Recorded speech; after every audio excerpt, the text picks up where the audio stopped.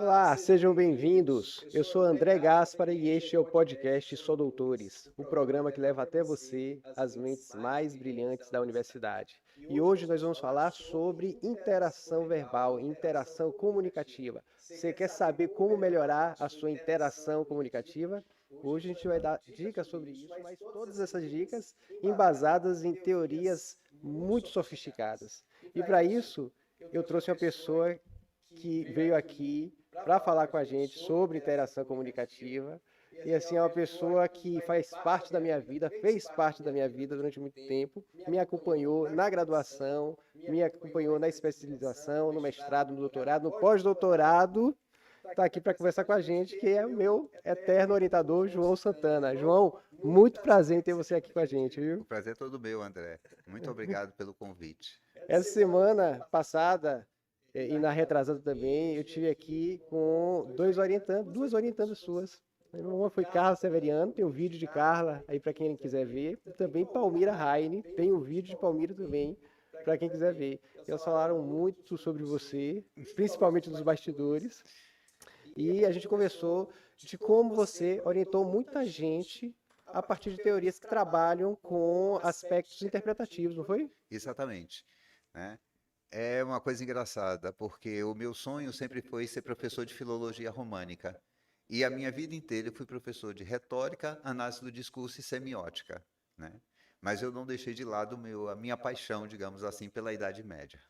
Explica aí pro pessoal o que é filologia, porque muita gente não sabe, João.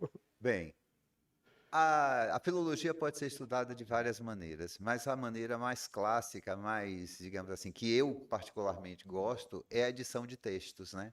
Então, é você pegar textos antigos, comparar as várias cópias, as várias edições e você encontrar a melhor forma, né, de, de registrar aquela mensagem que está sendo passada naquele texto. É interessante que a língua ela tem uma característica de que ela sempre muda. Então a gente tem um português no século XVI e hoje a gente tem um outro formato dessa língua portuguesa. Então a filologia ajuda também nessa atualização linguística. Sim, a partir do momento em que você faz um glossário sobre aqueles termos que hoje não são mais utilizados, né? Ou que mudaram sentido, porque muitas vezes você tem a mesma palavra, mas o sentido já não é o sentido que tinha na época, né? Enfim, é um estudo de interação. E depois você partiu para outras teorias, para retórica, para semiótica, para análise do discurso. A vida profissional me levou, né? E eu confesso a você que me apaixonei por essas teorias, né? Eu acho que se a vida lhe levou, é porque você tinha alguma coisa para desempenhar ali, naquele lugar, um papel a ser desempenhado, né? E eu me dei muito bem com essas teorias. E as teorias você aplica ao texto que você deseja, né? Eu sempre apliquei a textos medievais ou romances históricos. Você me orientou na especialização, no mestrado, fez parte da minha banca de doutorado e me ensinou muita coisa, principalmente o trabalho com texto a partir de determinadas teorias, como a retórica, como a análise do discurso. E eu percebi, João, que quando a gente trabalha com essas teorias, necessariamente a nossa forma de ver o texto, ela se modifica. É como se ficasse mais sofisticada para nós. Então, algo que eu enxergava, que eu não enxergava antes de ler aquele texto, eu passo a enxergar depois a partir da noção teórica. Então, sob esse ponto de vista, é importante sabermos um pouco sobre a teoria, né? Exato. E não só saber sobre a teoria, mas saber sobre a questão do contexto. Nós temos que saber que todo texto oral, escrito, literário, jornalístico, publicitário, não importa. Todo texto é escrito num determinado momento no tempo e para um determinado público específico, né? Então, quando uma pessoa, né, um indivíduo, ele resolve escrever ou resolve falar alguma coisa, ele tem em mente para quem ele está falando, né? Então é a questão das imagens recíprocas. Essas imagens são muito importantes. Então, eu estou falando para André, de que lugar eu estou falando, né? Esse lugar não é um lugar físico, né? É um lugar social, né? André está falando comigo de que lugar social? Então, essa interação, para que ela possa ocorrer de uma maneira muito interessante, é necessário que esses lugares sociais estejam predeterminados, né? E quando a gente pensa em termos de contexto, para que a gente possa entender um texto, a gente precisa saber qual foi o contexto, certo? Da época em que o texto foi escrito, principalmente quando o texto é deslocado em relação ao nosso tempo, como também para quem ele foi escrito. Então, o contexto imediato e o contexto geral. Por exemplo, uma piada de 1940, dificilmente um jovem hoje entenderia, certo? É a mesma língua, mas é outro contexto. Então, aquilo que poderia ser engraçado em 1940 pode não ser engraçado hoje, pode ser até um preconceito. Então, tudo isso a gente precisa verificar para tornar o texto inteligível. Interessante que a gente tem a ideia, a partir daí, que o texto é o mesmo, a piada é a mesma, só que o efeito de sentido é É diferente. diferente. E se a gente parte, por exemplo, para a análise do discurso, a gente vai perceber essa diferença entre texto e discurso. Sim, Então a gente tem a mesma materialidade textual, só que o discurso que funciona ali é diferente, ou seja, os efeitos que aquele texto me traz, eles são meio que atualizados quando a gente desloca esse texto de um lugar para o outro na exato. história. Né? Por exemplo, como eu trabalhei durante muito tempo com texto medieval, a primeira coisa que a gente tinha que fazer era situar o texto na época, certo? Porque, por exemplo, a visão medieval do mundo é diferente da visão contemporânea do mundo. Então, eu, enquanto estudioso, precisava entender o período em que a obra foi escrita para poder explicar isso para o leitor, porque senão o leitor não iria entender, né? Então, isso é muito importante, porque as pessoas normalmente têm mania de ler com os olhos contemporâneos. Sim. Mas se esquecem que o texto não foi escrito para os olhos contemporâneos, mas foi escrito para os olhos, né, para a inteligência, para o público de outra época, com outro pensamento, com outros valores culturais, etc. E aí a gente tem uma primeira contribuição para quem quer melhorar a sua interação comunicativa, a sua leitura, que é justamente ter um conhecimento histórico. Sim. Muita gente se pergunta, por que eu preciso entender história? Por que eu preciso aprender história se aquilo já passou? Exato. Mas a história, ela se atualiza a todo momento. Então, a gente precisa ter esse conhecimento histórico para poder entender textos que não estão necessariamente sendo materializados nesse momento. Exato. Inclusive, é uma coisa muito interessante que as pessoas pensam assim, isso não é texto histórico. O que é texto histórico? Por exemplo, quando você vai trabalhar com o conceito da nova história, né, você vai ter que trabalhar com os textos, os documentos, digamos assim, históricos, mas os textos literários, poéticos, etc., são textos que entram como fonte secundária justamente para ver como era a visão de época, né, daquele fato. Porque muitas vezes o documento histórico, ele vem nu e cru, Sim. certo? Se você pegar, por exemplo, uma lei de 1900, sei lá, do primeiro Império, né? Dom Pedro I, da primeira Constituição. O que é que você vai ter? Uma lei. Mas como é que o povo reagiu a essa lei? Como foi que, digamos assim, os jornalistas encararam essa lei? Como é que a população se revoltou, não se revoltou, aceitou, aplaudiu, né? Você vai encontrar onde? Nessas outras fontes secundárias, a reação do público, a aceitação ou não do público àquele texto. E essas reações acabam sendo materializações de efeitos de sentido sobre aquele texto. Exato. Efeitos que a gente pode ter em uma determinada época, mas não necessariamente em uma outra época. Sim. Pode ser até contrário Sim, o efeito. sim. Mas o interessante, João, é que quando a gente desloca o texto de um determinado lugar histórico para um lugar histórico contemporâneo, por exemplo, aquele elemento histórico continua funcionando hoje. Sim. Ele pode ser modificado, ele é resgatado, é modificado, mas ele continua a funcionar hoje. Então, a gente precisa compreender também como é que houve essa constituição de efeitos de sentido lá atrás, Sim, para entender a materialização e a conjugação com a contemporaneidade. perfeito, né? E uma coisa que eu também sempre digo é o seguinte, também, quem produziu esse texto, produziu de que local social? Para quem? Quem era o interlocutário? Qual era a posição social desse interlocutário? Quando eu estou falando posição social, não estou falando em classe, certo? Eu estou falando em posições dentro da sociedade, né? Você, hoje em dia, é meu colega, mas você já foi meu aluno.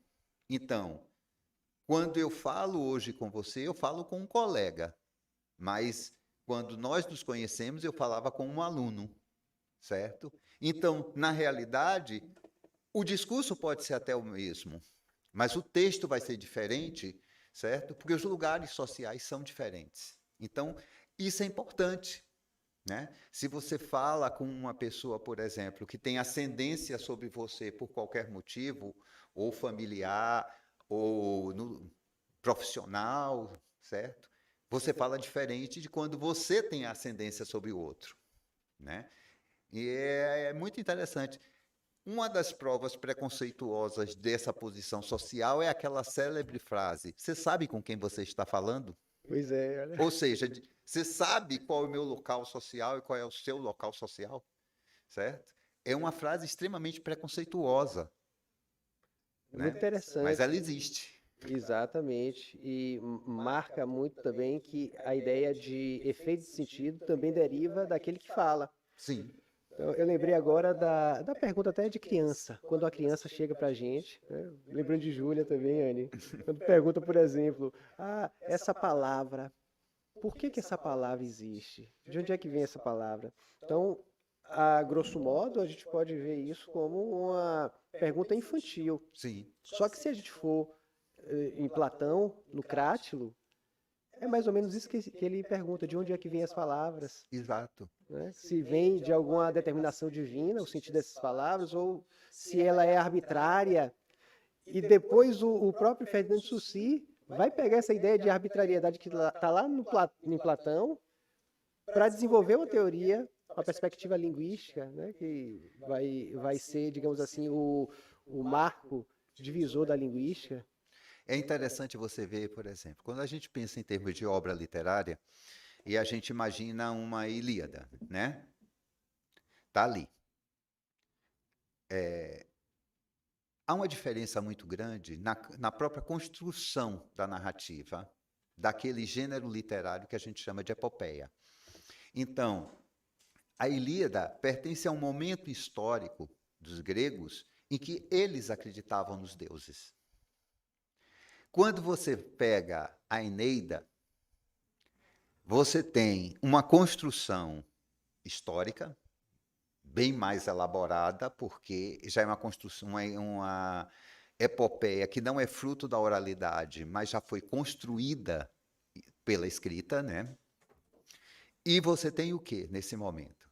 Os deuses são elementos da narrativa. Já não há mais a crença naqueles deuses, né? A mitologia. Quando você chega nos Lusíadas, você já não tem mais nem o herói, certo? Aqueles deuses são máquinas da narrativa, tanto assim que você tem a fábula episódica e a fábula real. Você vai ter a visão cristã, que não existia nas epopeias gregas nem na epopeia romana, certo? E uma coisa muito interessante, né? O herói desaparece. Aquele herói, conta-me, ó musa, a fúria de Aquiles, né? Sim. Aquiles que com raiva era capaz de arrancar o couro de um boi puxando pelo rabo, ele Enéas já é um fugitivo da guerra de Troia, Sim. certo? Já não é mais o herói, já é um herói meio fugitivo. E quando você chega nos Lusíadas, você tem o quê? O povo português como herói. Já não tem mais um herói, porque Vasco da Gama é o bravo capitão, mas ele não é o herói da narrativa, os Lusíadas. É o povo português que é o herói. Né? Então, por que isso ocorre? Evolução literária? Sim, mas também o público mudou. O contexto. O contexto. Então, eu tenho que adaptar ao público, ao momento histórico, à visão de mundo que as pessoas têm. Caso contrário, eu não tenho aceitação. Foi por isso que eu chamei a atenção à questão da piada. Sim. O que é divertido há algum tempo, já não é mais hoje. Pode ser até preconceito. E aí, quando a gente pensa também nessa questão de quem diz, a gente remete também à retórica, Sim. à questão do ethos. Sim. E aí, eu queria que você falasse um pouquinho, João, sobre o que vem a ser a retórica, porque tem gente que vê com maus olhos. Exato. A retórica, se a gente partir para os primórdios da retórica, nós vamos ver que a retórica é a ciência do bem falar. Mas do bem falar, sim, mas não do falar só bonito, mas do bem falar no sentido de atingir os objetivos, né? Então, como argumentar para conseguir construir um texto que atinja os objetivos, certo? Isso é retórica, certo? O que é que acontece? Ao longo, desde a Grécia até, né, mais ou menos o século XVII, por aí, a retórica foi perdendo valores, né, no estudo. E a partir do século XVII e XVIII, ela começa a ser a arte do falar bonito. Então, saber retórica é saber figura de linguagem. Não é bem isso. A retórica é a arte da argumentação, que entra a parte de fazer um discurso que empolgue pela beleza, mas não só pela beleza. Porque se nós pensarmos, tudo que nós falamos, escrevemos, lemos, tem argumentação, certo? Por exemplo, se eu conto uma narrativa, eu tenho uma mensagem que eu quero passar, um objetivo, né? E eu vou argumentar para conseguir alcançar esse objetivo. Quero que o meu leitor concorde comigo no final. Eu me lembro que uma vez eu estava dando aula de retórica no curso de... Não se chamava retórica, né? Mas o conteúdo era retórico. No curso de comunicação social, e o aluno fez assim: professor, o senhor é muito bom em teoria.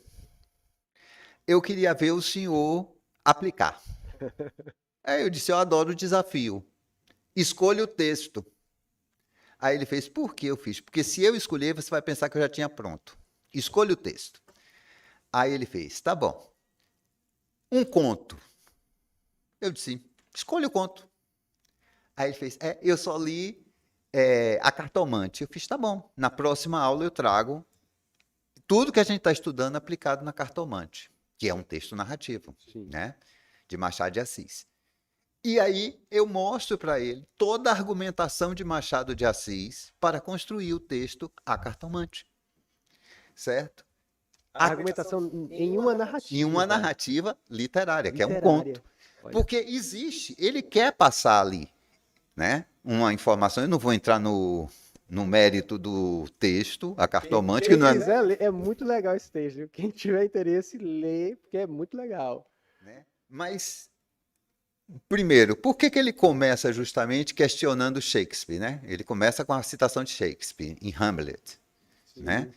E por que ele aparece 3 vezes durante o texto? Isso tudo tem função argumentativa dentro do texto. A repetição é uma função argumentativa. E não é bem repetição, ele muda. Sim. Né? Então, no primeiro momento, você tem uma citação. No segundo momento, você tem uma estilização. E no terceiro momento, você já tem um deslocamento semântico no mesmo texto de Shakespeare, que ele cita, só uma frase, né? É muito interessante isso. Então, aqui está tendo uma argumentação. Sim. Certo? Quando há uma intenção. Há uma intenção, há toda uma construção no discurso. Para quê? Para justamente passar a informação. Certo? Levar as pessoas a, pelo menos, pensar sobre o assunto. Essa intenção me levou a lembrar de algo que você me ensinou há algum tempo. Não vou falar muito tempo, João, há algum tempo. Olha, normalmente a gente tem a ideia de que a retórica é a arte de convencer e de persuadir. Normalmente é isso que a gente vê. Só que há uma diferença entre convencer e persuadir. E isso quem me ensinou foi João. E eu vou ser muito legal e vou deixar João ensinar vocês. É simples. Por exemplo, quando você fala em convencer, não é exclusivamente, mas é a base, a força argumentativa está em argumentos lógicos. Então você trabalha com a parte lógica do seu cérebro. Né? Então, se eu apresento gráficos, tabelas, esse negócio, predomina o convencimento, certo? Que é a razão, é racional. Agora, quando eu quero persuadir, predomina os elementos emotivos. Olha. Então, não é que um exclua o outro, é a predominância. Então, por que isso? Porque o convencimento pode levar à ação. Mas a persuasão, com certeza, leva à ação. Certo? É aquele problema. Me perdoem os torcedores de futebol, certo? Mas o que é que acontece? O meu time do coração é o meu time do coração. Ele pode perder, brigo, digo que o técnico deve ser demitido, pronto, mas eu não abro mão dele. Por quê? Porque eu estou persuadido, ele é o time do meu coração. Se fosse lógico, poxa, estatisticamente perdeu 2, 3 campeonatos, não vou continuar sofrendo não, vou mudar de time. Sim. Esse é que é o problema. Quando você convence, você usa a razão. E quando você usa a persuasão, você usa a emoção. Você que trabalhou muito com a área de comunicação, inclusive na Católica, a persuasão é muito utilizada também na publicidade. Porque, na realidade, o que é que acontece? A primeira coisa que eu tenho que saber é quem é meu interlocutor. O que é que meu interlocutor valoriza positiva e negativamente, certo? O que é que ele quer? E aí eu tenho que dizer o que ele quer ouvir para poder vender o meu produto. Caso contrário, eu não vendo. Então, mesmo que eu trabalhe a partir de um modo racional, eu não posso utilizar o mesmo argumento para diferentes públicos. Exato. Porque há diferentes perspectivas. Sim. Aí.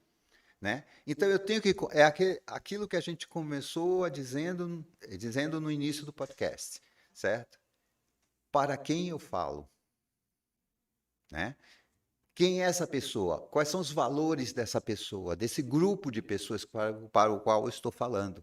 Eu tenho que conhecer, né? Eu sempre dizia o seguinte, após 32 anos de ensino, eu sempre temia o primeiro dia de aula. É mesmo, João? Primeiro dia de aula é um desafio.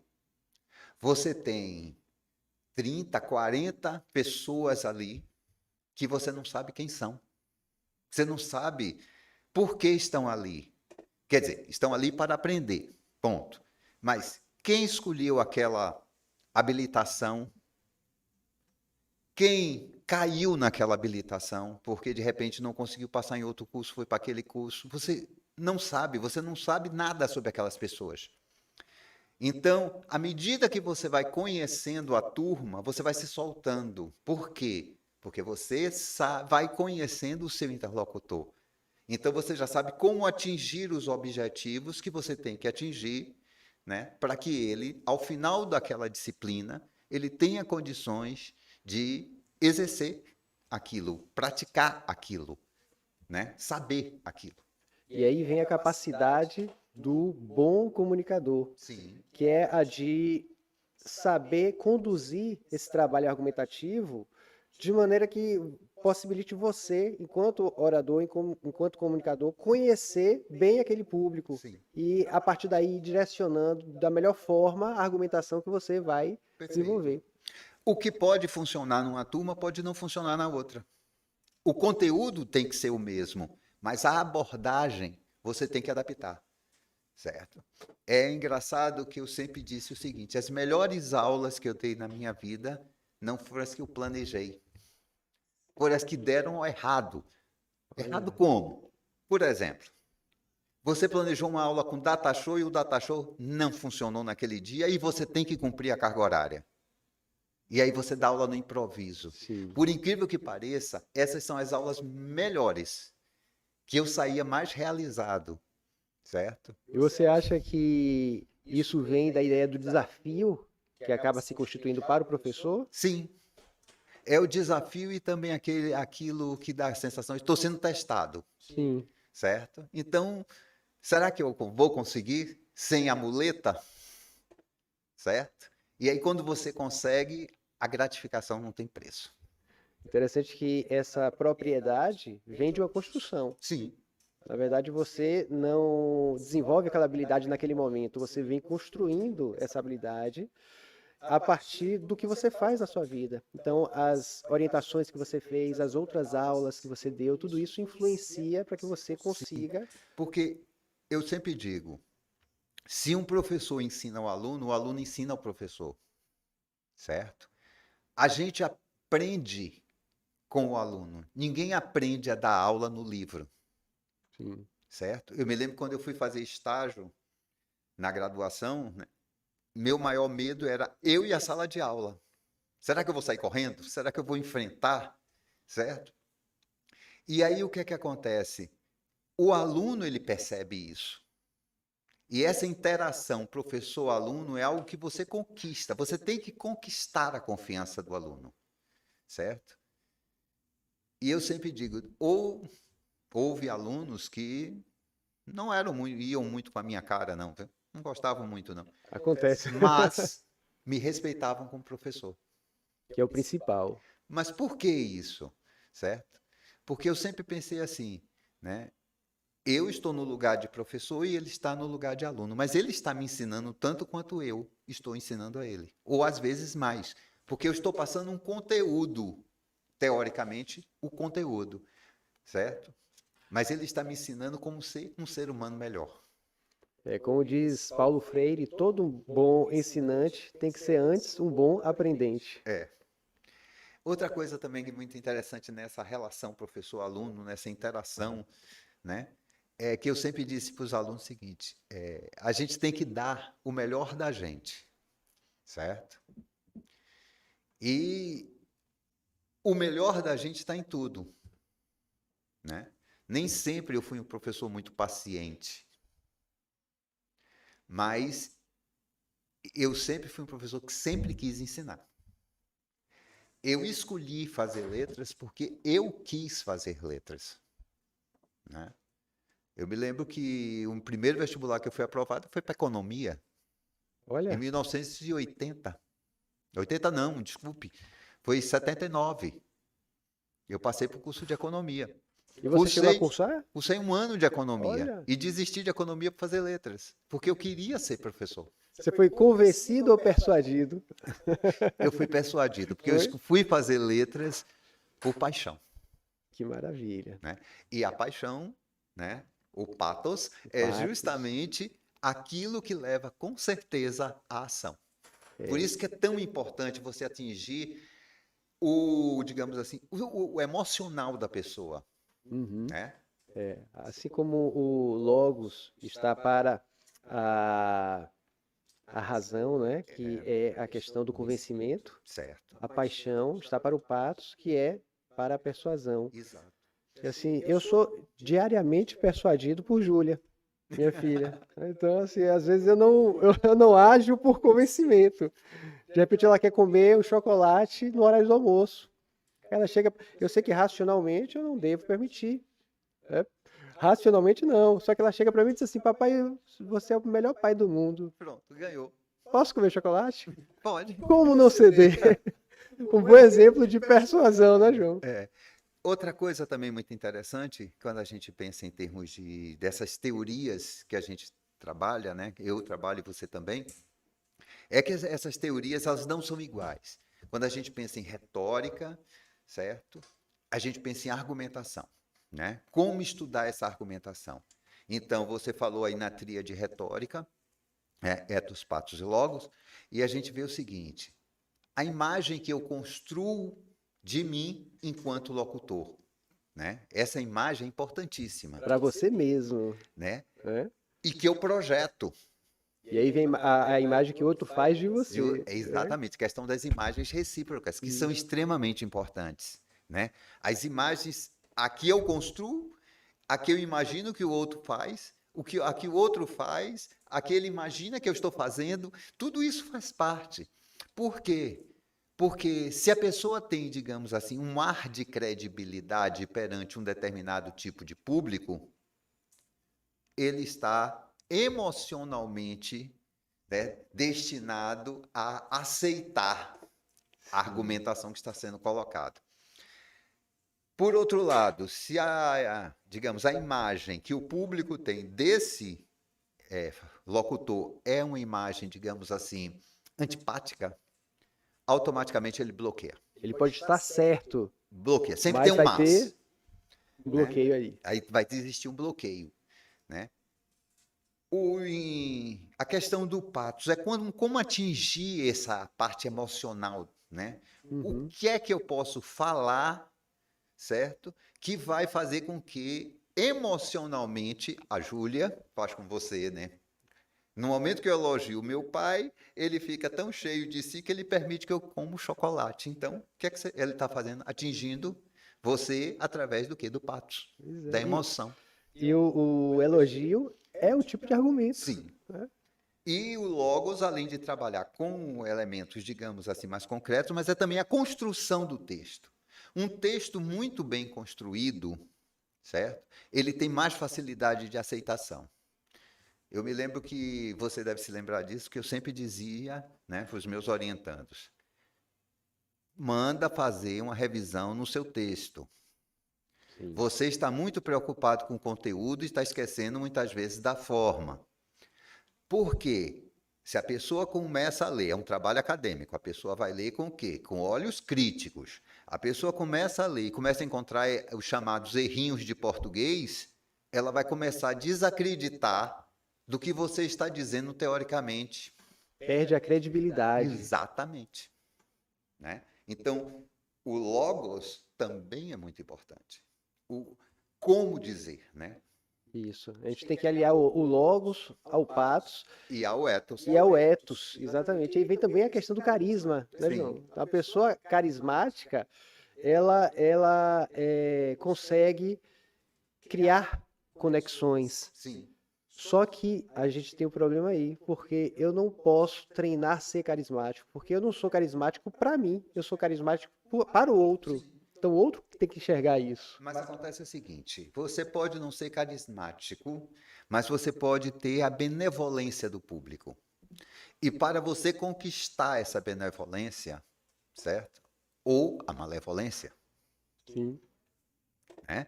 O público pode estar, quando esse público lhe acha simpático, Olha o certo? patos aí, né? É Simpático. simpático, você tem a benevolência. Quando lhe acha antipático, você tem a malevolência. E quando você tem a malevolência, ele bloqueia você. Né?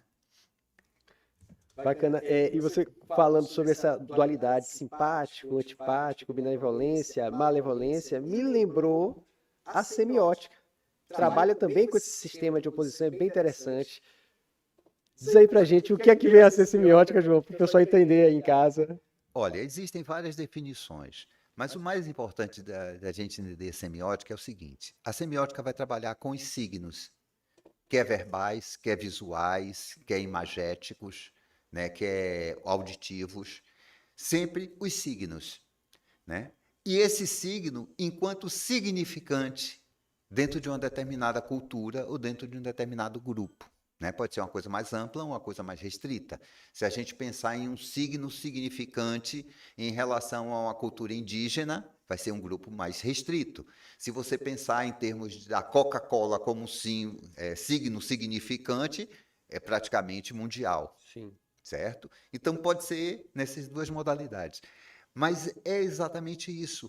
Como esses signos, certo, adquirem valores sociais, né, culturais, dentro de determinadas estruturas textuais, que podem ser uma fotografia. Eu sempre digo, uma fotografia conta uma história. Ah, mas não é um momento no tempo congelado? É um momento no tempo congelado, mas a minha imaginação não é congelada. Então, se eu vejo uma fotografia de uma janela fechada, com as flores mortas, né, ou morrendo na janela, eu já penso numa pessoa triste, numa casa abandonada. Aí eu vou construindo uma narrativa na minha imaginação. Sim. Né? Essa questão de trabalhar a semiótica numa imagem, por exemplo, nos leva a perceber que o texto nem sempre é verbal. Eu tenho também textos não verbais, então a gente amplia essa dimensão do texto e amplia também a dimensão da leitura. Ou seja, ler não é só ler palavras, ler também é ler imagens, é ler figuras.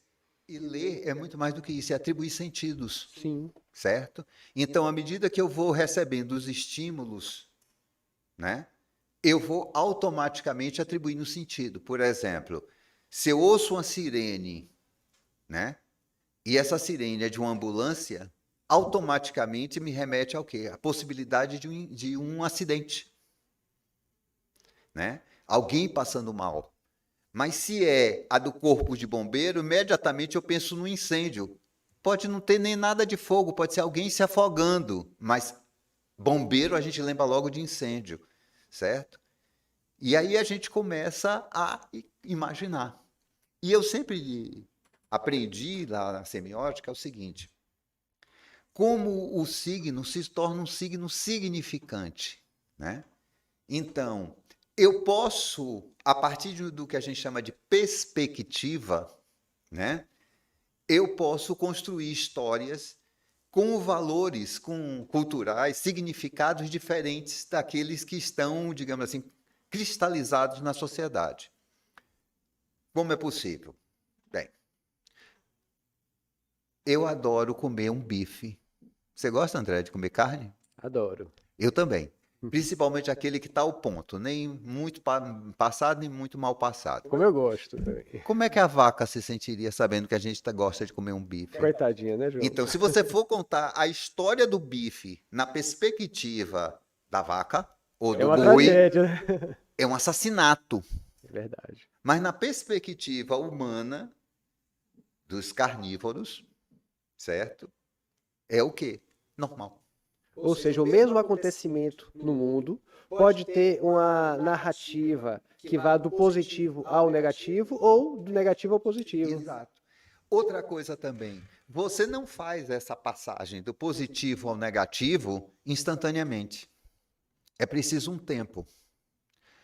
Por isso que antigamente, né, a gente dizia assim, não, fulano fez a maldade na novela durante todos os capítulos. Chega no último capítulo, se arrepende e fica bonzinho da noite para o dia. Não é verossímil. O texto, ele não precisa ser verdadeiro. Ele precisa ser verossímil. Ele tem que ser semelhante à realidade, à verdade. Então, é um processo. Por exemplo, nós estamos no meio de um processo em que a sociedade está evoluindo para sermos vegetarianos. Estamos no meio de um processo. Em breve, quando a gente falar que quer comer um bife, a gente vai parar na cadeia, viu, André? Mas atualmente ainda não. Mas estamos nesse processo de evolução. Cada vez mais as pessoas estão evitando carne vermelha, certo? Por quê? É uma conscientização, uma evolução social. Até aí tudo bem. Então, daqui a 30, 40 anos, quando alguém ouvir esse podcast, né, se alguém ouvir daqui a 40 anos, e souber que nós dois gostamos de comer bife, podemos ter o nosso ethos completamente destruído. Entendeu? Vamos perder a credibilidade. Por quê? Porque a sociedade mudou. Então, o signo que tinha um determinado valor vai ter outro valor, passa do positivo para o negativo. Né? E todas as narrativas, na realidade, trabalham com isso. Na semiótica há uma analogia que a gente faz, né? é que no primeiro momento, o que a gente chama de estrutura narrativa são os ossos. Eles vão sustentar a narrativa. Seria a primeira A parte. primeira parte, em que eu defino os elementos, o que vai ser positivo, o que vai ser negativo, é abstrato e simples. Então, eu vou trabalhar com amor, o amor vai ser positivo ou negativo? Certo? Eu posso ver alguém que vai, digamos assim, do ponto de vista profissional, ser destruído porque se apaixonou pela pessoa errada. Como eu posso ter o profissional que é salvo porque se apaixonou pela pessoa certa. Então, o amor pode ser positivo ou negativo, depende da perspectiva, né? Mas aí é preciso que as ações ocorram, desculpe. Então, você tem o quê? Os músculos, que é a estrutura narrativa. Né? Quais as relações, quais os elementos que irão ser implicados para que exista o movimento da narrativa, né? Porque eu sempre começo assim, era uma vez uma princesa que morava no castelo. Sim, se nada acontecer, a princesa acabou a história. É preciso que algo ocorra com essa princesa que vivia no castelo. Uhum. Então, você tem o quê? Os elementos narrativos. E você tem a última, né? Bem, se a personagem é uma personagem boa, ela tem que praticar boas ações. Então, aquelas ações boas que ela irá praticar estão na estrutura figurativa. É quando eu tenho os elementos diversificados, né? Ou seja, várias ações diferentes para, digamos assim, insistir sobre um determinado elemento. A bondade da pessoa ou a maldade da pessoa. Por isso que quando você assiste uma novela ou um filme e a pessoa em muito pouco tempo passa da bondade para a maldade ou da maldade para a bondade, você diz isso não está verossímil. Uhum. Isso não é verdade. E é a semiótica que nos ajuda a identificar essas questões. É uma das ferramentas que trabalha a semiótica gramsciana, né, que trabalha com essa perspectiva da narrativa. Porque, na realidade, você não constrói uma parede do nada. Sim. Antes de você construir a parede, alguém teve que inventar o tijolo. Antes de existir o tijolo, alguém teve que descobrir que se misturar barro com água numa determinada proporção, o barro se solidifica, mas aí ele precisa ir para o forno. Então, quando a gente pensa no prédio construído de 20, 30 andares, a gente não pensa que lá, muitos anos atrás, na pré-história, alguém descobriu como fazer um tijolo. É todo um processo. Então, é todo um processo. Isso é que faz com que a coisa funcione. É interessante que a gente já ouve falar sobre a semiótica há muito tempo, desde que a gente começou a estar nesse ambiente de estudo sobre linguagem. E algo que aparece hoje em dia, principalmente nas redes sociais, é a ideia de storytelling, que é meio como uma espécie de semiótica mais simplificada. Porque você tem o quê? Todas as teorias, elas vêm de outras teorias, certo? Assim como aquela história da parede, né? Então, se você pegar a semiótica gramsciana, certo?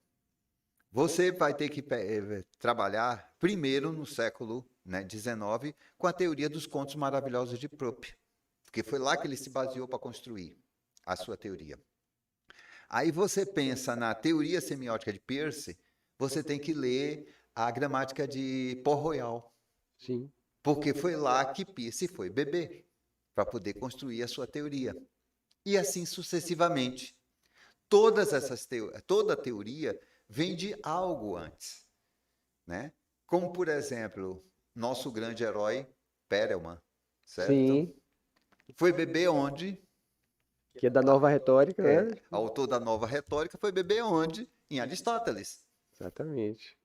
Que, por sua vez, bebeu em onde? Cícero. E por aí vai. Uhum. Aí, quando a gente fala sobre interação... Cícero, não, desculpe, Platão. Cícero é romano, é outra história. Sim. É que tem também a retórica de Cícero. Exatamente. Quando a gente fala sobre esse processo de narrativa, é é interessante também pensar no processo de interação comunicativa, porque às vezes nós vamos contar um fato, Sim. mas como é que a gente faz para contar um fato de uma forma interessante, de uma forma engajada? A gente pode utilizar esse recurso da semiótica greimasiana para construir essas histórias. E o que é mais interessante digamos assim, depende de que lado da faixa da estrada você está. Tanto pode ser utilizado para construir, como pode ser utilizado para interpretar. Depende da faixa que você está na estrada, né? Eu me lembro que uma vez um aluno me perguntou, né, quando eu disse que a totalização, né, era um erro de argumentação. Aí ele perguntou, professor, por quê? Eu fiz 9 entre 10 estrelas de cinema usam lux luxo. Aí ele Sim. fez, não entendi. Eu fiz 9 entre 10 estrelas de cinema usam lux luxo. O que é que eu estou querendo dizer? Certo? A maioria usa. Aí você passa. Por quê? Porque se você disser fulana não usa, está no 1%, Sim. né? Dos que não usam. Aliás, 10%, né? 9 entre 10 é 10%. Tudo bem. Mas se eu disser todas as estrelas de cinema, aí tem uma que tem alergia ao produto, não pode usar o sabonete, minha argumentação está toda perdida. Então, além de a gente estudar os processos argumentativos, nós estudamos também os erros de argumentação para não cometê-los. Que é muito importante. Claro. Outra coisa que eu sempre dizia para os alunos, para você conseguir o seu objetivo, a primeira coisa que você tem que fazer é ouvir o seu interlocutor. Então, se você está num debate, ouça o que ele diz. Pegue o argumento dele e torça como um contra-argumento. Né? A lei da retorção. Sim. Você pega o que ele está falando aqui, o argumento que ele usa, e você torce esse argumento para ficar a seu favor contra ele. Que é uma estratégia argumentativa. Certo? É a famosa decorda para ele se enforcar. Sim. Né? Mas se eu ficar nervoso e não ouvir, começar a querer cortar o discurso dele, ele não vai me dar a corda para eu enforcá-lo. Ou seja, eu perco a chance de pegar o argumento dele, torcer e mandar de volta como um contra-argumento. Isso aí é o serviço da retórica, né? Sim. Né? É apaixonante trabalhar com essas teorias do discurso, porque você as vê o dia inteiro sendo aplicadas. Não percebe, Não. mas estão funcionando ali. Uma vez uma aluna me perguntou, professor, quando o senhor assiste um filme, o senhor assiste com o olhar de um semioticista? Eu fiz, não. Eu assisto como digamos assim, um telespectador normal, né? Agora, se o filme me disser alguma coisa especificamente, aí eu vou reassistir com olhos críticos. Né? Especialmente quando você vai fazer um trabalho sobre esse filme. Você já fez também com ele. Já fiz trabalho sobre filme, sobre música, né? Há um filme, por exemplo, que eu acho fantástico. É uma comédia romântica boba, mas tem uns lances muito engraçados, né? Que é Barbra Streisand, que faz o papel principal. Ela é uma professora, inclusive, de literatura da Universidade de Nova York. E ela era o estereótipo da mulher inteligente e feia. Sim. Né? A irmã dela faz o estereótipo da mulher bonita e burra. E a mãe faz o estereótipo da sogra, mãe da megera. Sim. Certo? E é muito interessante a relação entre aquelas três mulheres. E tem uma cena que, de madrugada, depois de muita discussão, ela com a mãe dá uma foto para ela, ela olha a foto e fez assim, mas Claire é tão bonita. Ela faz, não é Claire, é você. Aí ela faz, mas eu era bonita assim? Era. Mas você que é feliz, de nós três, você é mais feliz, porque você é feia. Aí ela fez, por quê? Ela faz assim, porque você não sabe o que é ser uma mulher bonita. Aí ela pergunta para a mãe, mãe, como é ser uma mulher bonita? Ela fez, deslumbrante nos primeiros anos. À medida que o tempo vai passando, menos olhares você desperta, até o momento em que você entra e sai e ninguém percebeu que você sequer esteve lá. Então, o que é que acontece? Para você que já teve no apogeu, o ostracismo é a pior coisa que pode existir. Mas se você nunca esteve no apogeu, Não tem ostracismo. não tem ostracismo.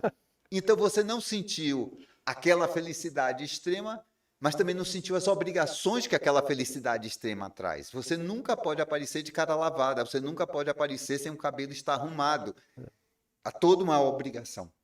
Quer ver uma coisa que mudou muito com a pandemia no discurso imagético das pessoas?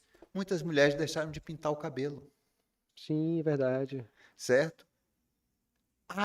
Eu pintar o cabelo. Gente, é uma escravidão. Uhum. Eu acho que a única que continuou foi Anne. E continuou firme, não foi, Anne? As mulheres normalmente deixaram. Por quê? Porque não podiam ir num salão.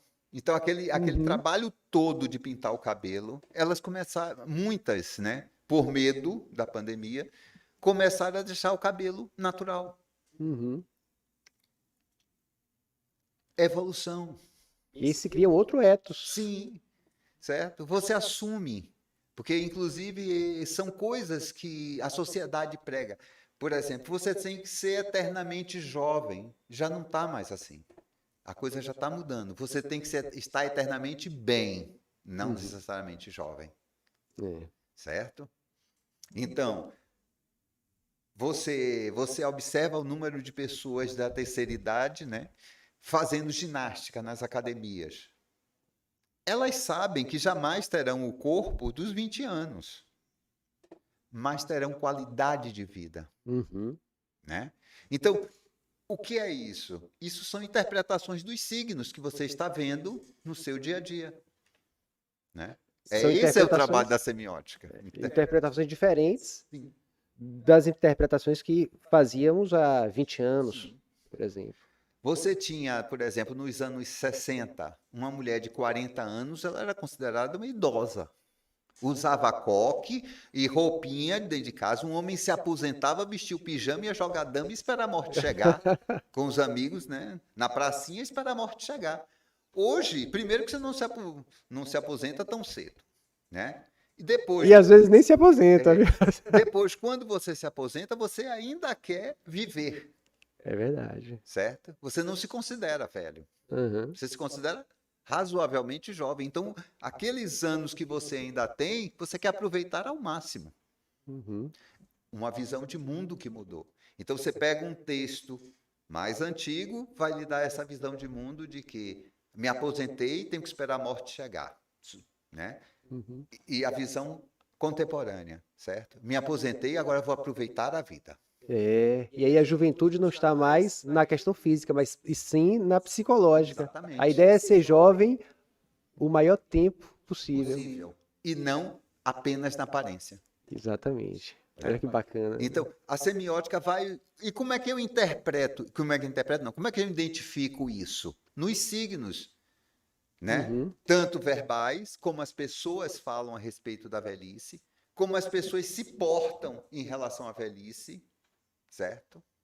Como as pessoas se vestem. Quer dizer, é uma teoria que faz a gente ver de uma outra forma os diferentes momentos históricos. Sim. E outra coisa também, sabe, André, é você atribuir sentidos. Agora, se eu sou uma pessoa extremamente pessimista, eu vou ver esses sentidos, esses signos, e vou atribuir um valor negativo. Uma outra orientação. Já se eu sou uma pessoa positiva, eu vou ver esses mesmos signos e atribuir um valor positivo. Bem, tem duas pessoas, uma com os valores positivos, outros com valores negativos sobre a velhice, e os dois estão aqui, eu tenho minha posição, você tem a sua. A gente vai concordar com qual? O pessimista, a gente pode até concordar com ele, em muitos aspectos, mas a gente vai ficar com o outro que vai falar do positivo. Por quê? Certo? Porque a gente sabe que é o caminho de todo mundo. Né? Todo mundo vai envelhecer ou morrer cedo. Se não morrer cedo, vai envelhecer. E é claro que a gente quer ser otimista. A gente não quer ser pessimista. É a metáfora do copo cheio ou do copo meio cheio e meio vazio. Meio vazio, exatamente. Exato. Né? Então, essas teorias de linguagem, que elas são complexas, certo? Mas elas vão justamente levar você a interpretar o mundo a partir de elementos concretos, certo? Mas atribuição de sentidos, digamos assim, abstratos a partir de uma cultura. Elas não são eu resolvi atribuir tal sentido, não, é cultural, Uhum. certo? Por exemplo, há alguns anos atrás, algumas décadas, desculpe eu usando, quando alguém usava preto, todo mundo dizia logo está de luto. Hoje pergunte a qualquer mulher, o pretinho básico Emagrece. vai estar, emagrece, vai estar no guarda-roupa, É verdade. certo? Então, eu me lembro que uma vez eu estava em Lisboa lá, Sim. em 2003, e aí não sei por que não, era moda aqui no Brasil a gente usar terno preto, Uhum. camisa um cinza, né, e uma gravata preta ou cinza mais escura do que a camisa, né? Tava na moda aqueles negócios de tom sobre tom. Sim. E eu fui trabalhar na universidade e fui com a gravata preta. Todo mundo olhava para minha cara penalizado. E eu digo, não, o que aconteceu, gente? Aí uma colega que era mais chegada virou e fez assim: meus pêsames, quem faleceu na sua família? Eu disse: ninguém. Mas que você está de gravata preta. Olha. Eu fiz, e isso quer dizer o quê? Que você está de luto. Gente, eu tirei a gravata, Nossa. saí correndo, fui numa loja de R$ 1,99, comprei a primeira gravata que eu encontrei, certo? Por quê? Dentro da cultura portuguesa, usar gravata preta é sinal de luto. Ao passo que aqui na cultura brasileira era moda, o tom sobre tom. Sim, sim. E aí a gente tem as diferenças de leitura a partir da diferença do ambiente, do contexto. Exatamente. Maravilha. Então, assim, para a gente resumir, João, isso aqui foi uma aula, né, pessoal? Uma aula de retórica, de semiótica, de análise do discurso.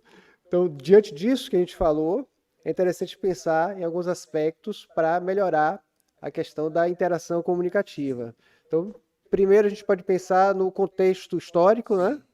Depois, você verificar, ter em mente para quem você está falando aquele texto e ter sempre em mente que, apesar de eu estar falando com o André, existe um público que vai assistir, existe o pessoal da produção também que está aqui, certo? E que essas pessoas ouvirão, Uhum. intencionalmente ou não, mas ouvirão e poderão concordar ou discordar, né? Nós temos que pensar também, né, na questão cultural e sempre respeitar a visão do mundo a visão de mundo do outro, mesmo que a gente não concorde, certo? Uhum. Aí podemos entrar num debate argumentativo, certo? Mas respeito é essencial. Respeitar a visão de mundo do outro, independente de concordarmos ou não com ele. E aí tá a argumentação ética. Ética. Perfeito. Uma aula, gente, maravilhosa aqui. É claro que isso aqui é só um aperitivo, porque se vocês quiserem entender mais sobre retórica, sobre semiótica, sobre análise do discurso, é preciso se debruçar muito acerca desses assuntos, né, João? Porque são teorias que têm uma amplitude É. E uma e, profundidade, e né? uma profundidade, exatamente. Mas eu acho que já deu para nortear um pouco a ideia do que fazer para melhorar a interação comunicativa de vocês, tá bom? João, muitíssimo obrigado. Foi um prazer enorme ter você aqui comigo, viu? Eu que agradeço, André, pela oportunidade, não só de poder falar um pouquinho sobre os assuntos que eu gosto tanto, como também de revê-lo. Um grande abraço, meu querido amigo. Um abraço, João. E para você, semana que vem tem mais, viu? Tchau, gente. Tchau.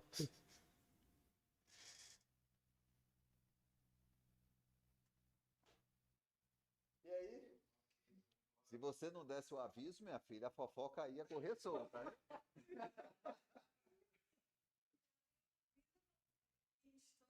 Não, mas tem que dar.